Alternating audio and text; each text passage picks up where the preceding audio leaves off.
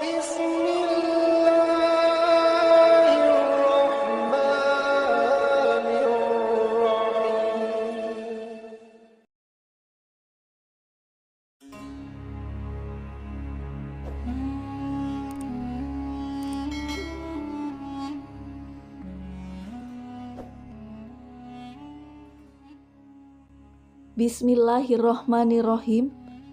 Assalamualaikum warahmatullahi wabarakatuh. Sahabat beriman yang dirahmati Allah, manusia yang paling mulia, bahkan tak sedikit pun cacat dalam pribadinya.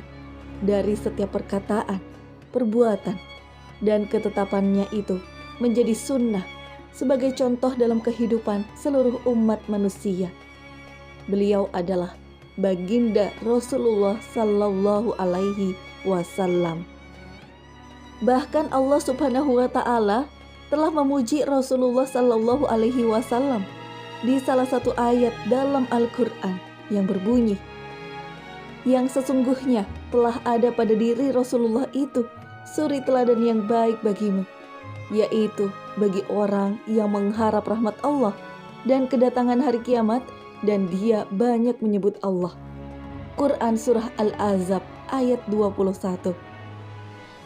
Salah satu di antara keistimewaan Rasulullah Sallallahu Alaihi Wasallam adalah kecintaan beliau Rasulullah kepada seluruh umatnya.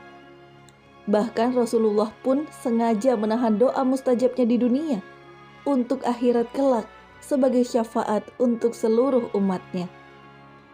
Sampai-sampai di akhir menjelang wafat, beliau pun yang ada di dalam pikirannya ialah hanya umatnya saja. Rasulullah Sallallahu Alaihi Wasallam pernah memberikan suatu nasihat kepada salah seorang sahabatnya, bahwa ia diminta untuk mengamalkan nasihat ini dan mengajarkannya kepada orang lain, agar mereka bisa selamat hidup di dunia maupun di akhirat. Nasihat ini pada dasarnya juga diperuntukkan kepada semua umat-umat sesudahnya yang dapat mengamalkannya. Lantas apakah nasihat Rasulullah Sallallahu Alaihi Wasallam itu? Dan siapakah sahabat yang sudah diberikannya nasihat itu? Simak video ini sampai akhir, agar pemahaman kita tidak sesat.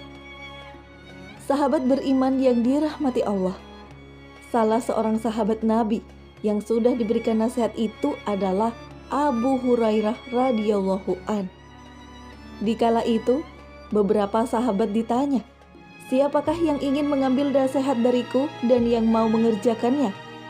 Maka Abu Hurairah radhiyallahu an menjawab, "Aku, wahai Rasulullah." Hal ini disebut dalam sebuah hadis yang telah diriwayatkan oleh Imam At-Tirmizi dan disahihkan oleh Al-Albani rahimahumullah. Dari Abu Hurairah radhiyallahu an, lalu ia berkata, Rasulullah Sallallahu Alaihi Wasallam bersabda, "Siapa yang mau mengambil kalimat-kalimat itu dariku serta mengamalkannya atau mengajarkan pada orang yang mengamalkannya?" Lalu Abu Hurairah menjawab, "Saya, wahai Rasulullah." Rasulullah meraih tanganku lalu menyebut 5 hal. "Jagalah dirimu dari keharaman-keharaman. Niscaya kamu akan menjadi orang yang paling beribadah kepada Allah. Ridolah dengan apa yang sudah Allah tentukan untukmu. Niscaya kau akan menjadi orang kaya. Berbuat baiklah terhadap tetanggamu. Niscaya kamu menjadi seorang mukmin. Cintailah untuk saudaramu seperti yang kau mencintai dirimu sendiri. Niscaya kau menjadi orang muslim. Dan janganlah banyak tertawa, karena banyak tertawa itu bisa mematikan hati." Hadis riwayat Tirmizi. Dari hadis tersebut ada 5 hal yang menjadi nasihat Rasulullah Sallallahu Alaihi Wasallam untuk sahabat Abu Hurairah radhiyallahu an. Hal ini juga menjadi nasihat bagi kita sebagai umatnya, agar kita semua dapat selamat hingga di akhirat kelak. Yang pertama, jagalah dirimu dari keharaman-keharaman. Niscaya kamu menjadi orang yang paling taat beribadah kepada Allah Subhanahu wa Ta'ala. Yang dimaksud pesan pertama ini adalah meninggalkan apa yang telah diharamkan oleh Allah Subhanahu wa Ta'ala kepada kita. Ternyata, untuk menjadi orang yang paling taat beribadah kepada Allah Subhanahu wa Ta'ala adalah dengan cara meninggalkan sesuatu yang sudah diharamkan. Hal ini karena sesuatu yang haram apabila kita lakukan akan membuat hati kita menjadi hitam dan kelam. Bahwa ketika hati kita sudah hitam dan kelam, maka ibadah pun akan menjadi berat atas kita. Maka dari itu, orang yang paling mudah beribadah adalah orang yang paling bersih hatinya. Semakin bersih hati dan bersih dari hal kemaksiatan, maka semakin mudah baginya untuk melaksanakan perintah-perintah Allah dan menjalankan ibadah kepada Allah Subhanahu wa Ta'ala. Allah Subhanahu wa Ta'ala telah memberikan kunci agar kita bisa terhindar dari perbuatan keji dan mungkar, yaitu dengan mengerjakan atau menjalankan sholat dengan benar. Hal ini sebagaimana yang sudah disebutkan dalam Al-Quran. Allah Subhanahu wa Ta'ala berfirman, "Bacalah apa yang telah diwahyukan kepadamu, yaitu Alkitab atau Al-Quran, dan dirikanlah sholat. Sesungguhnya sholat itu mencegah dari perbuatan keji dan mungkar. Dan sesungguhnya mengingat Allah dengan sholat adalah lebih besar keutamaannya daripada ibadah-ibadah yang lainnya. Dan Allah telah mengetahui apa yang sudah kamu kerjakan." Quran Surah Al-Ankabut ayat 45. Yang kedua, ridolah dengan apa yang sudah Allah tentukan untukmu. Niscaya kamu akan menjadi orang yang terkaya. Pesan yang kedua ini adalah agar kita selalu ridho terhadap semua ketentuan dari Allah Subhanahu wa Ta'ala. Yang dimaksud kaya dalam pesan Rasulullah Sallallahu Alaihi Wasallam ini bukan hanya kaya harta, akan tetapi karena hakikat kekayaan bukanlah kaya harta, melainkan kaya hati. Rasulullah Sallallahu Alaihi Wasallam pernah bersabda, "Bukanlah kekayaan itu karena banyaknya harta, akan tetapi kekayaan itu adalah kaya hati." Hadis riwayat Ibnu Majah. Orang yang kaya hati adalah orang yang paling qanaah. Ia selalu merasa puas dengan apa yang telah Allah berikan kepadanya. Orang yang kaya hati adalah orang yang tidak akan pernah merasa iri dan dengki kepada orang yang telah diberikan nikmat oleh Allah yang lebih darinya. Orang yang kaya hati adalah orang yang selalu bersyukur walaupun Allah telah berikan sedikit kepadanya. Orang yang kaya hati adalah orang yang selalu melihat ke bawah untuk urusan dunia dan melihat ke atas untuk urusan akhirat. Ridho kepada ketentuan Allah Subhanahu wa Ta'ala itu merupakan sesuatu keharusan dan sesungguhnya itulah yang terbaik bagi kita. Allah Subhanahu wa Ta'ala telah berfirman, "Boleh jadi kamu membenci sesuatu padahal ia amat baik bagimu, dan boleh jadi pula kamu menyukai sesuatu padahal ia amat buruk bagimu. Allah telah mengetahui sedang kamu tidak mengetahuinya." Quran Surah Al-Baqarah ayat 216. 3. Berbuat baiklah terhadap tetangga-tetanggamu. Niscaya kamu akan menjadi orang mukmin. Mukmin ialah orang yang beriman. Baiknya keimanan seseorang bisa dirasakan oleh orang-orang yang terdekat dengannya atau dirasakan oleh lingkungannya. Rasulullah Shallallahu Alaihi Wasallam pernah menyampaikan bahwa tidaklah dikatakan beriman bagi seseorang sebelum ia berkata baik, memuliakan tamu dan tetangga. Hal ini sebagaimana disebutkan dalam sebuah hadis.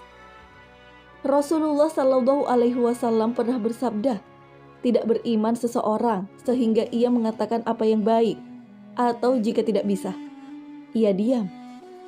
Tidak beriman seseorang hingga ia memuliakan tetangganya, dan tidak beriman seseorang hingga ia memuliakan tamunya. Hadis riwayat Bukhari dan Muslim. 4. Cintailah saudaramu seperti kamu mencintai dirimu sendiri. Niscaya kamu akan menjadi orang muslim. Muslim bermakna orang yang menyelamatkan. Menjadi muslim artinya menjadi orang yang telah menyelamatkan orang lain dari kejahatan lisannya atau bahkan dari perbuatannya. Menjadi muslim adalah mencintai untuk orang lain sesuai dengan ia telah mencintai dirinya sendiri. Jika ia mengharapkan kesehatan untuk dirinya, maka harapkan pula kesehatan itu dirasakan oleh orang lain.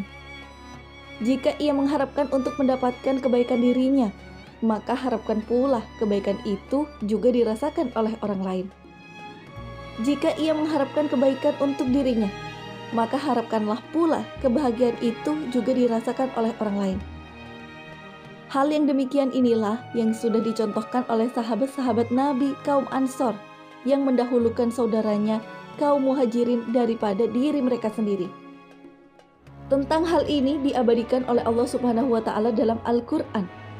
Allah Subhanahu wa Ta'ala berfirman, "Dan orang-orang yang telah menempati kota Madinah dan telah beriman kaum Ansor sebelum kedatangan mereka kaum Muhajirin. Dan mereka kaum Ansor mencintai orang yang berhijrah kepada mereka kaum Muhajirin. Dan mereka kaum Ansor tiada menaruh keinginan dalam hati mereka terhadap apa-apa yang diberikan kepada mereka kaum Muhajirin.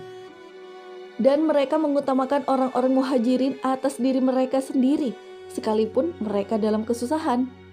Dan siapa yang dipelihara dari kekikiran dirinya, mereka itulah orang-orang yang beruntung." Quran Surah Al-Hasyr ayat 9.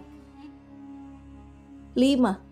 Janganlah banyak tertawa, karena banyak tertawa itu bisa mematikan hati.